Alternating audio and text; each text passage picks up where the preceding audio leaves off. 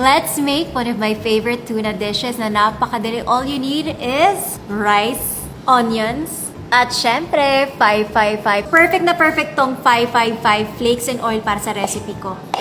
I'll show you how. So, gagamit tayo ng 2 cans. At syempre, i-drain natin yung oil niya. Grabe, tingnan nyo kung gaano kalaki yung mga tuna sa 555. Kung gusto nyo na mabilis na snack na napakasarap, try nyo to. Put your 555 sa bowl. Next, isi-season lang natin siya para malasa. This is salt and pepper. And for the magic part, syempre, rice. Uubos ko na to. And then you just mix it. Pwede ka rin maglagay ng konting onion, pampalasa.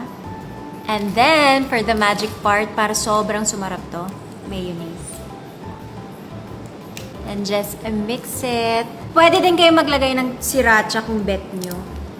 And guys, yung ginamit kong rice dito is actually shirataki rice para mas healthy siya. Kasi alam niyo na, medyo health conscious na ako. And we're done. Sobrang sarap nito guys. Tapos ako, gusto ko siya nilalagyan pa ng cheese. Kasi mahilig ako sa cheese. So, depende sa inyo. Get your seaweed.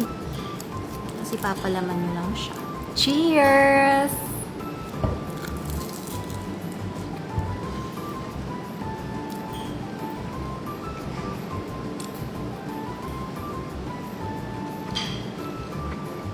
Pag gagawa mo ako ng ganito, may in love lang ako sa'yo.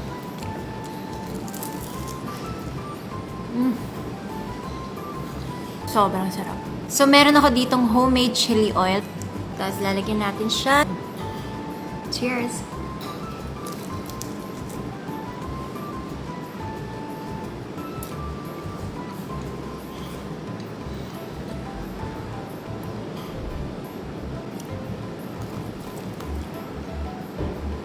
Hindi ako nagbibiro. Sobrang sarap nito.